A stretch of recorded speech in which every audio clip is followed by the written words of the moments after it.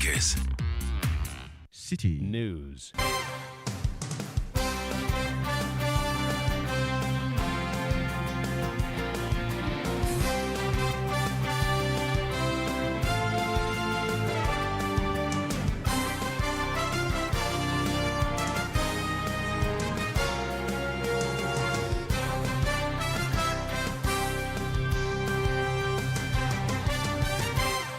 It's midday. Hello, good afternoon, and welcome to the Citi Prime News. We're coming to you live from our studios at number 11, Dr. Martin Loop in Adabraka.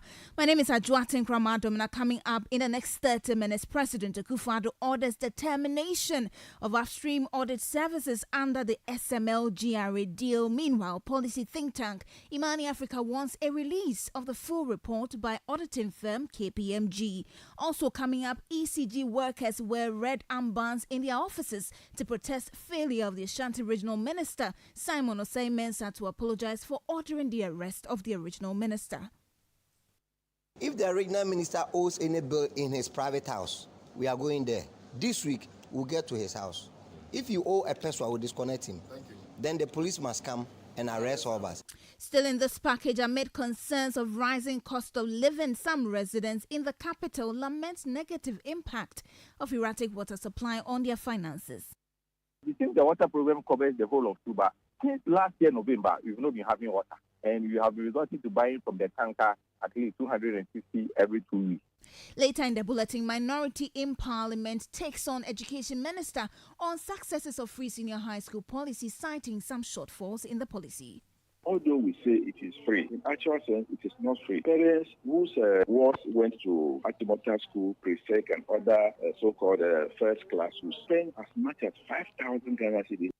Please stay with us for details of these and more stories in the next half hour. The bulletin is live around the globe on citinewsroom.com, on YouTube, and on Facebook. You can find us on Citi 97.3 FM. Across the country, we are live on a number of affiliates in the Western region. This is Beach 105.5 FM in Takrade, Bono region, Greener 95.9 FM in Sunyang. In the Ashanti region, Focus 94.3 FM in Kumasi, Orange 107.9 FM in the Volta region, Revival 99.3 FM. In the Northern region, tune into Radio Bimbala 91.9 FM. In the Upper East region, Tanga 93.7 FM. And in the Upper West region, Tucson Radio 97.3 FM and Jirapa 96.1 FM. Please stay for details. Citi Prime News at 12 midday. Update you on all the running stories and connects you to the newsmakers. A very warm welcome to you this afternoon. President Akufo-Addo has accepted the recommendations of auditing company KPMG to terminate the upstream petroleum and minerals audit service provided to the Ghana Revenue Authority by the Strategic Mobilization Ghana Limited SML. Now, this comes after allegations of corruption and under-declaration by the company. A statement from the presidency this morning, however, says the engagement of SML has increased revenue to the state to the tune of 2.45 billion Ghana cedis. Here's the Citi News, Samiri Afe, with the excerpts of the statement. In a 5-page statement signed by the Director of Communications, Eugene Ahin, says the upstream petroleum audit and mineral audit service have not yet commenced, therefore they may be terminated. Quote, however, given that the upstream petroleum and mineral audit services could prevent significant revenue leakage, President has directed that the Ministry of Finance and GRA conduct a comprehensive technical needs assessment, value for money assessment, and stakeholder engagement before implementing such services, unquote. The statement further says also to be terminated is the transaction audit and external price verification services, unquote. According to the KPMG findings, GRA obtained partial value or benefit from these services. This is also due to a lack of monitoring by GRA to ensure that SML performed the service stipulated in the contract. Quote, KPMG investigation found that GRA has introduced external price verification tools as part of the ICUMS, among other functions. This renders the reliance on SML for external pricing verification redundant. President Akufo-Addo in a statement says, quote, there's a clear need for downstream petroleum audit services provided by SML, GRA, and the state. The president in a statement says there's a clear need for downstream petroleum audit services provided by SML, GRA and the state have benefited from these services since SML commenced providing them. The statement says there have been an increase in volumes of 1.7 billion litres and an increase in the tax revenue to the state of some 2.45 billion cedis. KPMG also observed that there were qualitative benefits, including a 24/7 electronic real-time monitoring, outflow and partial monitoring of inflow of petroleum products at depots, where SML has installed flow meters and 6th level of reconciliation done by SML. This, according to KPMG, minimized the occurrence of under-declaration and stated the importance to review the contract for downstream petroleum audit services, particularly the fee structure. The statement says, given the experience and potency of SML over the last 4 years of providing this service, the President has directed that the fee structure be changed from a variable to a fixed fee structure. Other provisions of the contract worth reviewing include clauses on intellectual property rights, termination, and service expectation. You heard City News' summary with excerpts of the statement from the presidency. Well, some reactions have come in from some CSOs, and a vice president of Imani Africa, Bright Simmons, is demanding the release of the full report by KPMG on a contract between SML and DRA. Bright Simmons also expressed disappointment in some of the elements in the president's response, while demanding an open forum for experts to share their opinions on the subject. In a statement, Mr. Simmons urged the president to ensure Ghana's money is not pumped into the deal until an open, transparent and rigorous process has been completed. Let's move away from that story now. And Ghanaians in the Greater Accra region have bemoaned the seeming rationing of tap water by the Ghana Water Company Limited. Consumers who have been on the receiving end of this situation lamented how the erratic water supply is impacting their lives negatively, in addition to having a toll on their finances. Some aggrieved customers who spoke on the City Breakfast Show say they have had to resort to water tankers to provide them with water.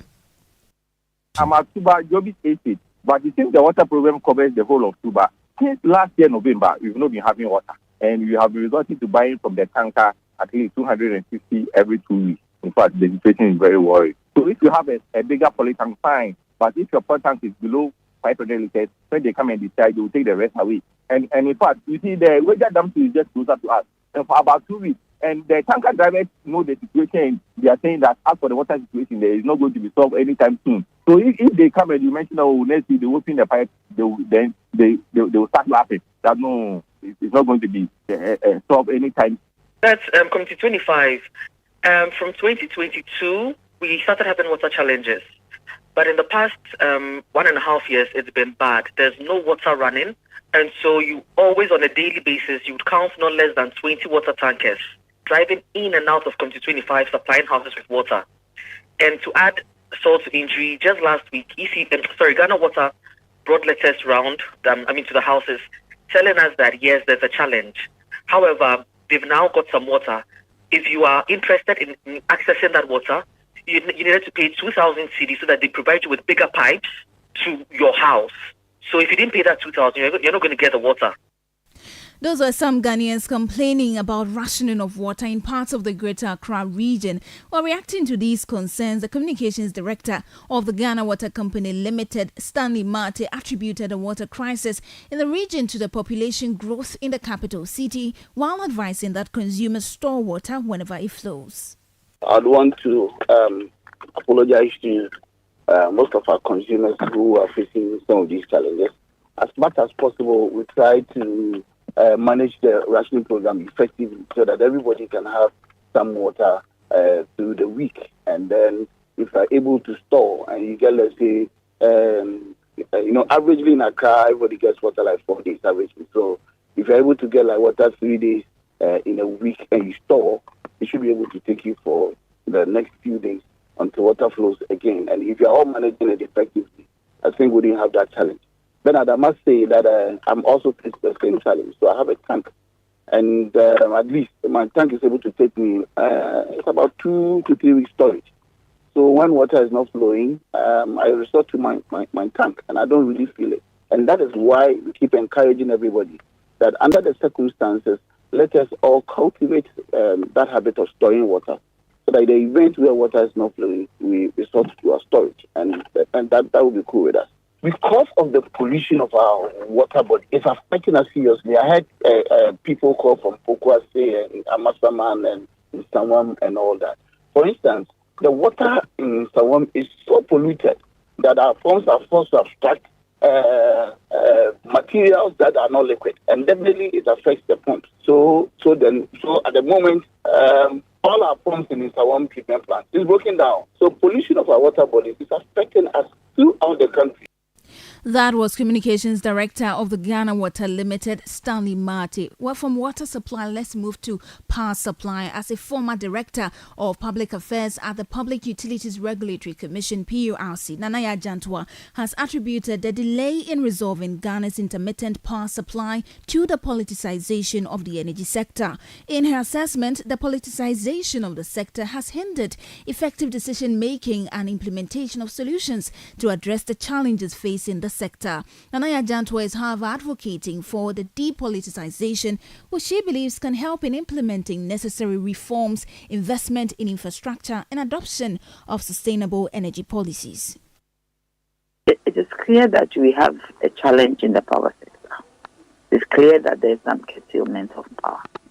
But because of the politicization of the sector and the fact that politicians use it against each other, it has become difficult for the government to bring a timetable, a schedule, a load shedding schedule to relieve us of the stress that goes with, having power outages in our factories. So certainly, there's something should be done about bringing a load shedding schedule. You see, if we hadn't used, or politicians haven't used load shedding as a tool against each other, there's nothing wrong with the country in load shedding. But because it has been politicized, government is finding it very difficult to bring a load shedding schedule. I don't think there's anything wrong with that. I don't think there's anything wrong to accept that this is where we are. How do we go forward? And the situation is like this. I was happy when the president acknowledged in Kumasi that we should bear with them with the challenges that is going on in the energy sector. Then it's clear that he acknowledges that there's a challenge. But to alleviate us the more, we should bring a load shedding schedule. There's no doubt. You see, you can't even bring a load shedding schedule that will last for 3 days. Former Director of Public Affairs at the Public Utilities Regulatory Commission, Nanaya Jantwa. Still on ECG matters, staff of the Ashanti Regional Branch of the Electricity Company of Ghana have threatened to disconnect the residents of the Ashanti Regional Minister from the national grid if found to owe the company. The minister incurred the wrath of ECG workers after he ordered the arrest of the company's Ashanti East manager, Engineer Mark Wiafia-Sumeni, when the Technical University in Kumasi was disconnected from the national grid. The Workers' Union of ECG issued a statement calling on the minister to apologize for his actions. The ultimatum elapsed on Tuesday without an apology from the minister. Now, workers of ECG have begun wearing red bands at their offices nationwide as part of the protest, although customer service remains unaffected. The union's leadership has vowed to escalate the protest if the minister fails to do the needful. If the regional minister owes any bill in his private house, we are going there. This week, we'll get to his house. If you owe a person, I will disconnect him. Then the police must come and arrest all of us. If you arrest any regional boss, all of us will be at the prison yard. So they should expand the prison yard. All of us are coming. I'm coming there. When are you going to the regional minister's residence? His house, we won't tell you. He knows. We know all his houses. We are going there. If he owes a person, I will disconnect him. So should prepare to pay his money or we disconnect him. The actions of the minister is more of a security concern than our general managers meeting at the RESEC.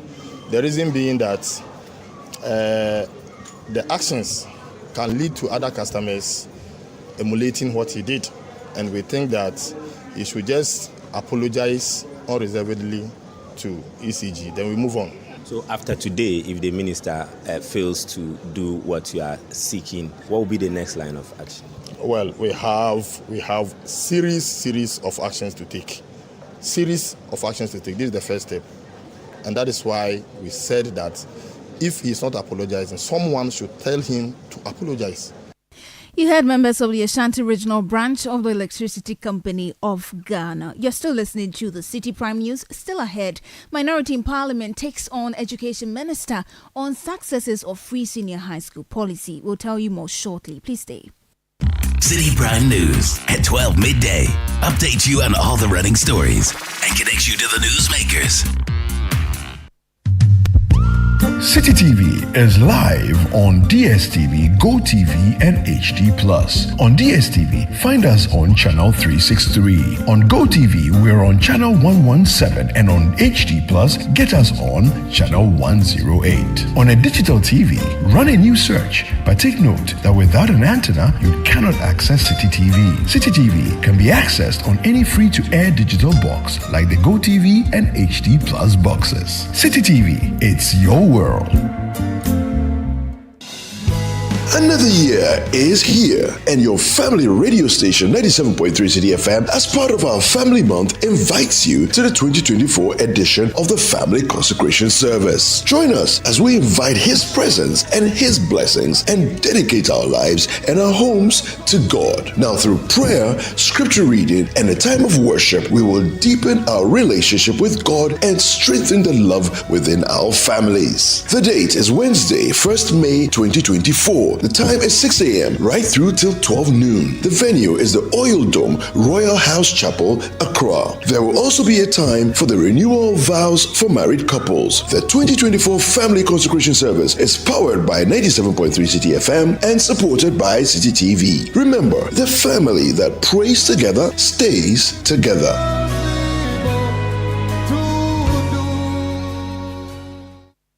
Citi Prime News at 12 midday. Update you on all the running stories and connects you to the newsmakers. Yeah, welcome back. Let's bring you some education stories now. The Minority in Parliament is refuting claims by the Education Minister, Dr. Yawosei Educhum, that the free senior high school policy has promoted inclusive education for all students. Dr. Educhum, at an event dubbed the Free SHS Story in Accra on Tuesday, underscored the policy's role in providing educational support to enhance student learning. Speaking to Citi News, ranking member on the Education Committee of Parliament, Peter Nochukotoi, says the Education Minister's assertion is invalid, citing a number of shortfalls within the educational sector.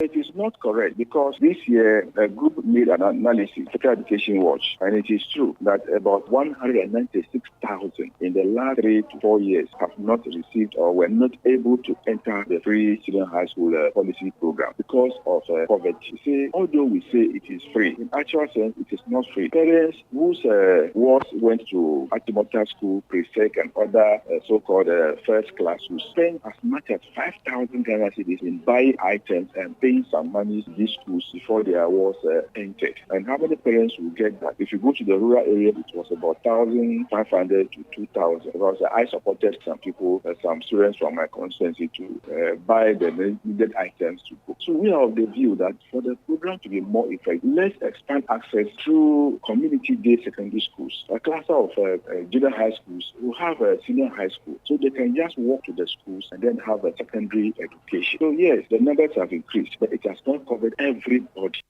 Peter Nochukotoi is a ranking member on the Education Committee of Parliament. Now, the management of Ho Technical University says it is taking steps to engage the Asogli Traditional Council on alleged attempts to rename the university. The Traditional Council, addressing a press conference on Monday, said the decision of government and the governing council of the university to rename the university without due consultation with major stakeholders was disrespectful. A registrar of the Ho Technical University, Dr. Christopher Meho, speaking to Citi News, says they were surprised with the recent accusations that there has not been any activity to rename the school after previous engagements. We are not aware of any recent attempts to rename the university, but to us, this is the allegation that is coming from the traditional authorities. Unfortunately, we are not aware of any recent attempts to rename. As you said, it came up before, and once they raised disagreement about it, the matter remains suspended until now. And we are not aware of any recent attempts. Were you surprised by the press conference that was held? Of course, we are surprised about the press conference and the presentation of the petition. And that's the reason why we think that we have to engage the traditional authorities so that we hear from them where this allegation is coming from. Because as far as we are concerned, we haven't been invited, we haven't heard anything, we haven't participated in any meeting, regarding this renaming of the university. Dr. Christopher Meho is Registrar of the Whole Technical University. To some other stories, the Ashanti Regional Chairman of the Convention People's Party, Emmanuel Gallo, has defended his decision to injunct the upcoming April 30 by-election in the Ajiso constituency. The CPP Ashanti Regional Chairman has filed an interlocutory injunction against the Electoral Commission seeking to halt the election. Mr. Gallo is among his reliefs seeking the court to declare on record no constituency branch conference of the CPP has been held in Ajiso and elected SLC as a parliamentary candidate. Counsel for Mr. Gallo, Wayo Ganamanti, has been speaking to City News. Our instructions as lawyers is basically to understand where he's coming from, and then what he simply tells us is that the former chair leader, which is Nana Akosua Frimpoma Sapon Kumakuma, has presented a letter to the EC introducing a person, one Esther Osei, as the person the EC should put on the ballot as the CPP's parliamentary candidate. But she is a person they don't properly know in the region as a CPP person. So as a regional chairman of the region, they earlier on had indicated to the EC that the CPP is not participating in the said election. The reason is that the party has not made such decision known. We, as lawyers, we agree with on that constitutional breach. We have already served the writ and an injunction on the EC on his behalf. So we expect the EC to look at the issues he's raising and then act accordingly. You heard the counsel for the Ashanti Regional Chairman of the CPP, Wayo Ganamanti. Moving on now, the Chief Executive Officer of the National Health Insurance Authority, Dr. Da Costa Boaji, has outlined some measures to combat non-communicable diseases in the country by introducing a promotive preventive package to eliminate the rising threat. This initiative falls under his 4-point agenda for the NHIS following his appointment by the President last month. Dr. Da Costa Boaji shared details of this agenda in an interview with Umar Sanda Amadou on Face to Face on Citi TV. Now, there's a rise in non-communicable diseases, hypertension, diabetes. How do we as a country position ourselves in such a way that we reduce the incidence in its worst form? So within the promotive preventive benefit package under my leadership, the NHIS will be offering a one-time medical check annually for each citizen. So every Ghanaian do pay for the NHIS through direct and indirect means. Okay? So when I appeared before Parliament, I made the argument that the next pandemic is the non-communicable diseases. So we need to reduce the incidence of the non-communicables. In reducing that means that we have to start screening diseases early. So this is why within the promotive preventive benefit package is a huge listing, but we have singled out only one, which is the medical check, in such a way that we're able to detect the diseases early. Now, how do we do it? So on our database, we do have about 25 million Ghanaians who are registered members. Active membership is about 17 million. We have their details. So we'll be working with the telcos in such a way that we send text messages to every Ghanaian, or those on our database, at least for a start, that when it is their birthday, they should go to the various health facilities to have a basic medical check. And I say a basic medical check defined by the NHIS. You heard the Chief Executive of the National Health Insurance Authority, Dr. Da Costa Abuachi. Away from health now, the Minister of Roads and Highways, Francis Asenso Boakye, has assured residents of Shama and its surrounding towns who have in recent times demonstrated over deplorable roads that the government will soon award their roads to a contractor for reshaping and upgrading.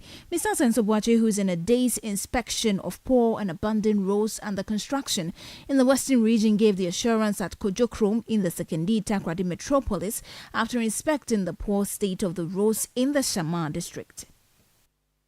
We have taken a decision to upgrade the scope of works and give it to a contractor to work on it. And we have come here, Kojokrom, on the N1 West and the main Cape Coast to Takoradi. And we have seen how bad the road is. It has happened because of encroachments on our drainage channels, which has undermined the capacity of the existing drains to absorb the water, and therefore they all flow onto the streets. The engineers will tell you that as far as road construction and road maintenance is concerned, our biggest enemy is water, when we allow water to consistently come onto the main roads. As you can see, there are drainage here, but the people have encroached the channel, encroached on the channels, and therefore that's why it's undermining the capacity. Minister for Roads and Highways, Francis Asenso Boakye. Away from that, the Advertisers Association of Ghana is calling on regulators to enforce the necessary bylaws that guide the siting of billboards in the country. This comes on the back of a huge billboard that collapsed onto the road at the Ministry's Junction in Accra during Tuesday's downpour. Speaking to City News, President of the Advertisers Association of Ghana, Andrew Aka, says the onus lies on the authorities to ensure that all billboards erected across the country have the right permits. For them to evaluate the integrity of the structure,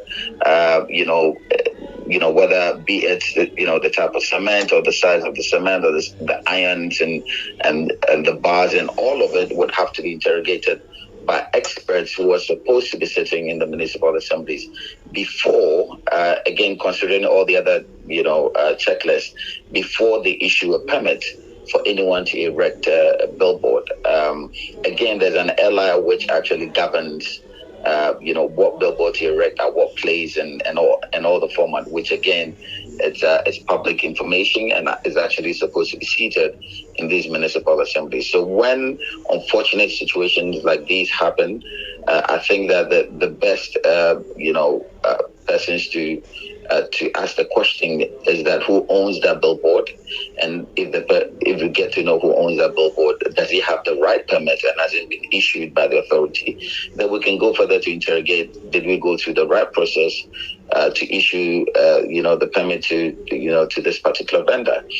From our side, we still, yesterday's storm was quite heavy, so this morning we've gone around taking our own pictures and trying to figure out who owns this billboard. It'll be very interesting to know that the little research that we've done, especially in Accra, indicates that about 90% of the billboards that we see out there don't belong to any of our members. So if they don't belong to our members, then what association do they belong to, and who issued these permits, and do they go through this rigorous process that the members of the AAG go through before they erect a billboard? You had President of the Advertisers Association of Ghana, Andrew Aka. Now, the Supreme Court has in two separate judgments declared as unconstitutional the payment of wages to the spouses of President and the Vice President. The two cases were filed by Saudai MP Roxin Nelson Dafiamepo and MPP Bono Regional Chairman Kwame Bafo Abronye. The suit followed controversies that emerged as a result of recommendations by the Presidential Emolument Committee for Spouses of the President president and vice president to be paid wages and emolument. Roxy Nelson Dafiamepo, in his suit, among other things, prayed the court to declare that the Emoluments Committee had no power to make recommendations nor make approval in respect of salaries or emoluments to the first and second ladies. Abronyo, on the other hand, prayed the court to declare Parliament's approval of salaries to the first and second lady as inconsistent with Article 71 of the 1992 Constitution of the Republic. Now, the Apex Court, in a unanimous decision, upheld reliefs that sought to declare as unconstitutional approvals and subsequent payment of salaries and emoluments to the first and second ladies. And on that note, we draw the curtains on this afternoon's edition of the Citi Prime News, which has been live from our studio in Adabraka, Accra. For more news, visit citinewsroom.com. My name is Ajwa Tinkrama Domna. Thank you for your company. Citi News. We speak first. Reach our hotline on 0302 224959 and get interactive on Facebook, Citi 97.3 FM, and on Twitter at Citi 973.